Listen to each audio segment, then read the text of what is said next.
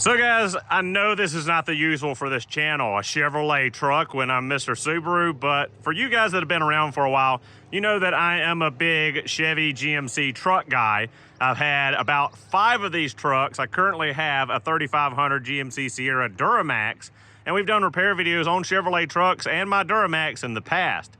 Well, this here is my girlfriend's new truck, and it is an absolute time capsule. This is like what all the Duramax guys are after. Because when we went to buy this truck yesterday, there were cash offers flying in to the dealership as we were trying to get the paperwork filled out, and like we were fighting people all for this thing. So some of you Subaru guys that watch my video are like, well, what's the deal? It's an old Chevrolet truck. It's a 2006. Like, what's the big deal about this thing? So first off, this is a 2006 Chevy Silverado 2500 HD Allison 1000 6-speed transmission and a 6.6 LBZ Duramax diesel engine.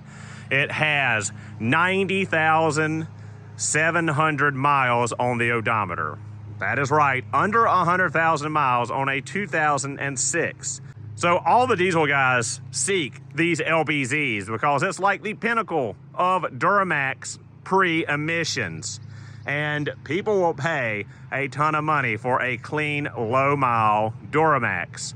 So we got this truck actually at a really good deal. We traded her Ford Edge in. For all of you guys that joked about the Ford Edge in the videos, the spare Ford Edge is still back there. I'm trying to find an engine for it so she can have something to drive other than this big diesel truck, especially now that diesel is $5.50 a gallon.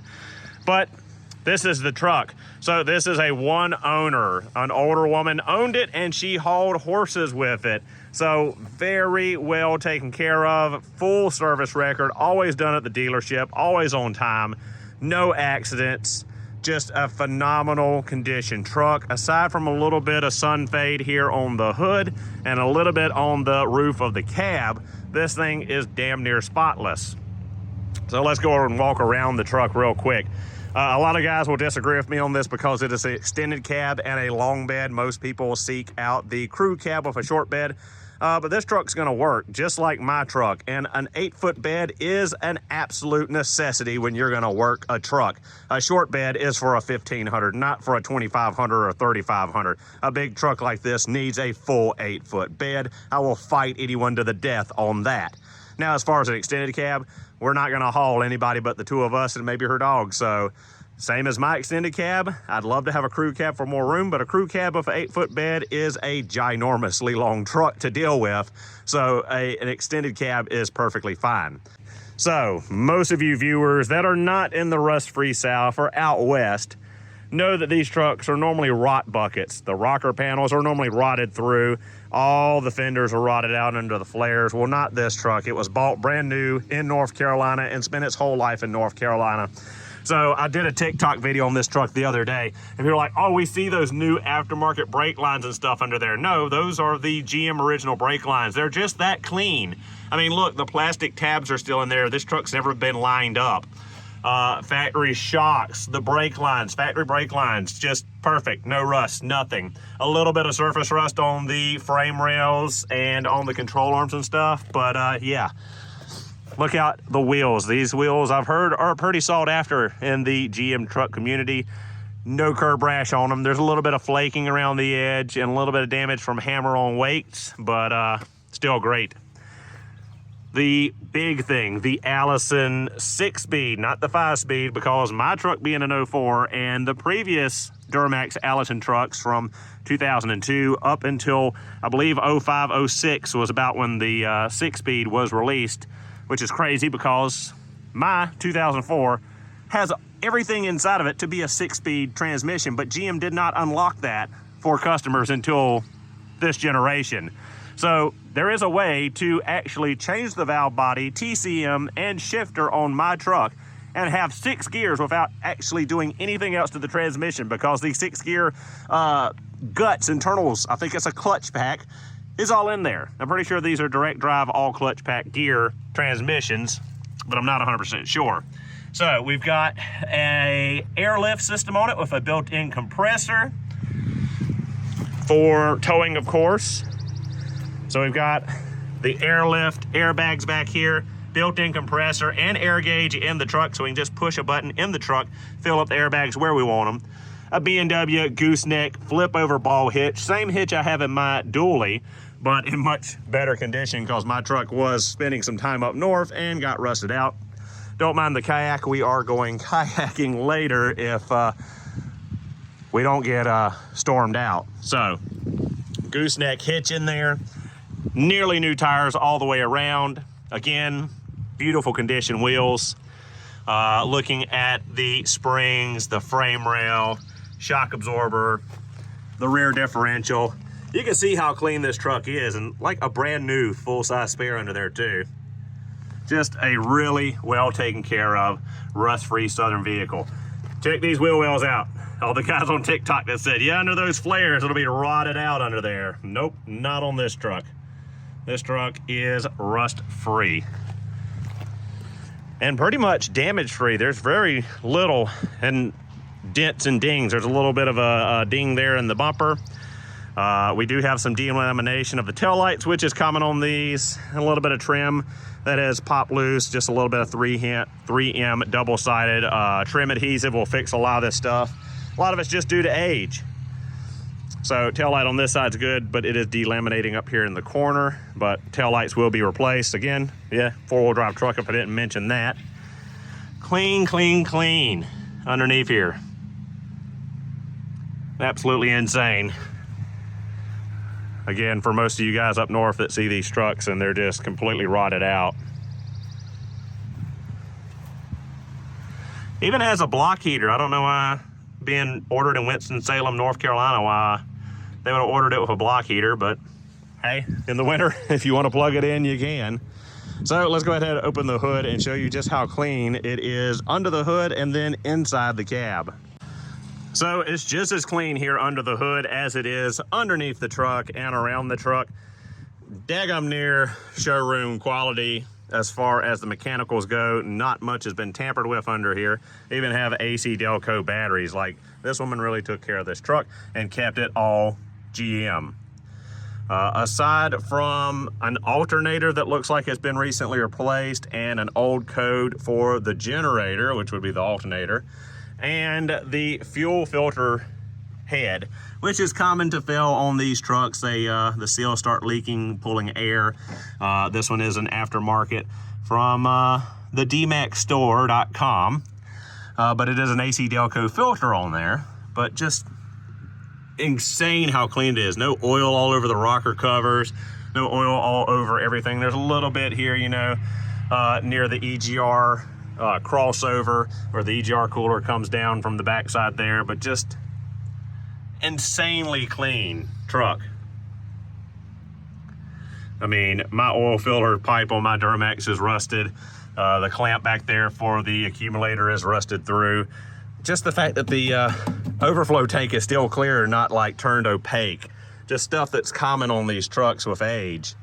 I mean, look how clean those rocker covers are, and the power steering pump, and just everything. It's just insane how clean this thing is. A little bit of buildup right there with the master cylinder and the Hydro Boost, but otherwise, just phenomenal. So one thing I've seen already we're gonna go ahead and knock out here is serpentine belt. I don't know why they didn't put a new serpentine belt on this truck when they replaced the alternator, but it has got some cracks in it and it's showing some age. The truck does not fully get up to operational temperature. Thermostats need to be replaced. We did that on my Duramax. Common issue on them where they hang partially open and the truck just doesn't get at the temperature. Other things I've noticed, we got some crusty headlight housings. We're gonna be replacing those out. We got some condensation in that.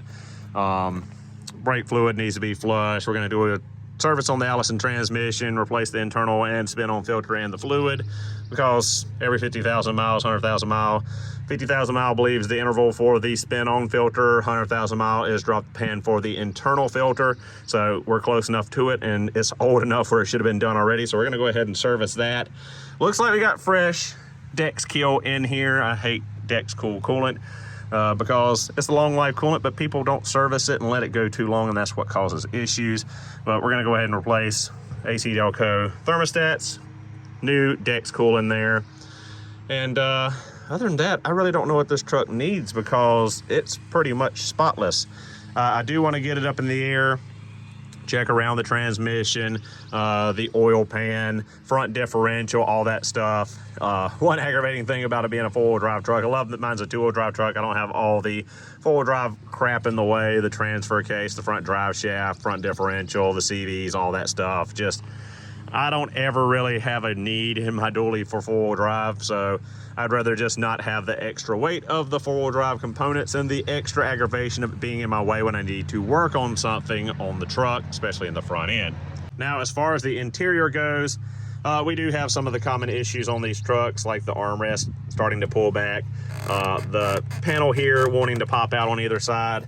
But check out driver's seat. That's the factory driver's seat. The bolsters are not destroyed on it. Factory heavy-duty all-weather floor mats, same as my truck's got in it. Just dash perfect, no chips or nicks out of it, no black plastic showing through under the charcoal interior. Fully loaded LT model, heated seats, Bose sound system, 6-disc changer, automatic, you know, all the bells and whistles normally come on these trucks. Pardon the mess again, we just loaded up again, as I said, to go kayaking this afternoon, but we're starting to get rain right now falling on me, so yeah, just spotless interior. Nothing really to report on it. Even the headliner, factory headliner, no sags. There's a little bit of something there in the corner and a little bit of something right here, maybe around that ambient air or cabin air temp sensor. But other than that, pretty great. The only real issue I found is this little bit of a tear and wear on the sun visor on the driver's side, but pretty much everything else just great.